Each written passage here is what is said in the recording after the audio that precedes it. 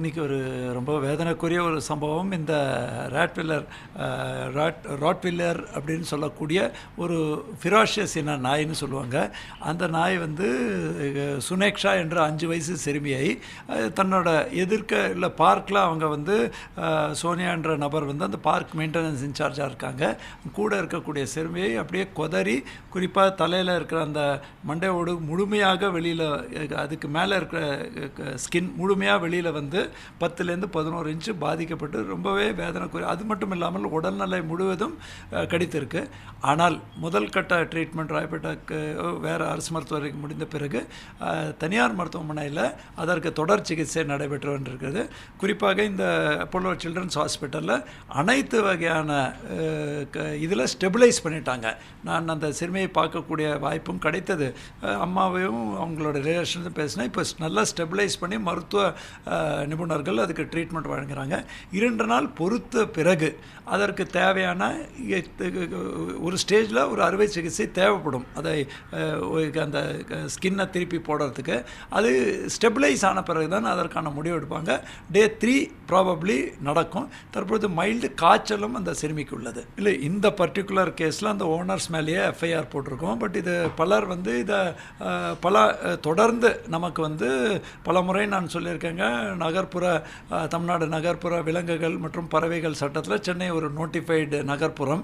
அதில் வந்து தெருவை நம்பி விலங்குகளை நம்ம ஒட்டுமொத்தமாக பேன் பண்ணுறதுக்கான கான்ஸ்டியூஷன்ஸ்லேயே பார்த்தீங்கன்னா விலங்குகளுக்கு பாதுகாப்பான அரசியல் சட்டமைப்புலையும் இது செக்ஷன் உள்ளதே தவிர்த்து கம்ப்ளீட்டாக நம்ம எடுக்கணுங்கிற வாய்ப்பு கிடையாது. அதே நேரத்தில் இதில் விலங்குகளை குறை சொல்வதோடு விலங்குகளோட ஓனர்ஸ் மேலே கடுமையான நடவடிக்கை எடுக்கப்படும் என்ற உறுதியை நாங்கள் அளிக்கிறோம். இதுலேயும் எஃப்ஐஆர் போட்டு 3 பேரையும் அவங்க காவல்துறை விசாரணை செய்து வருகிறார்கள்.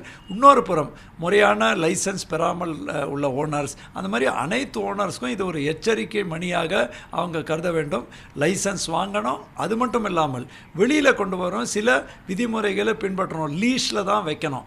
நம்மளோட செல்ல பிராணிங்கிறதுனால வெளியில் அதை இருக்கக்கூடிய வாய்ப்பு இல்லை. ஏன்னா அனிமல் பிஹேவியர் சேஞ்சஸ். அதே மாதிரி குழந்தைகள் முன்ன பின்ன ஓடினாலோ, இல்லையா பைக்கு முன்ன பின்ன வேகமாக போனாலோ, இல்லையா புதிய நபர்கள் அந்த பகுதியில் வந்தாலோ அது பாயிருது. ஸோ நம்ம வீட்டில் நல்லா இருக்குன்னு சொல்லி நிறைய ஓனர்ஸோ விலங்குகள் ஆர்வலர்கள் அதை டிஃபெண்ட் பண்ணுறாங்க. அது ஒப்புக்கொள்ள முடியாது. ஏனென்றால் கண்கூடாக நமக்கு வந்து இந்த மாதிரி நாய்க்கடி தன்மை, இதுக்கு முன்னாடி ஐயப்பந்தாங்கல்ல சீராக பல பேரை நாய்க்கடி வந்தது. அது மட்டும் இல்லாமல் தெருநாய் பாதிப்பு வந்து நமக்கு ராயபுரத்தில் ஏன் அது ஒரு வெறிநாய் கடித்த நிகழ்வே நம்ம 26 பேருக்கு 19ன்னு சிலர் சொல்லுவோம். அது அல்டிமேட்டாக 26 பேருக்கு நம்ம நடவடிக்கை எடுக்க வேண்டியது. மாநகராட்சி கடுமையாக ஒரு எச்சரிக்கையாக இதை தயவுசெய்து எடுத்துக்கொள்ளுங்கள்.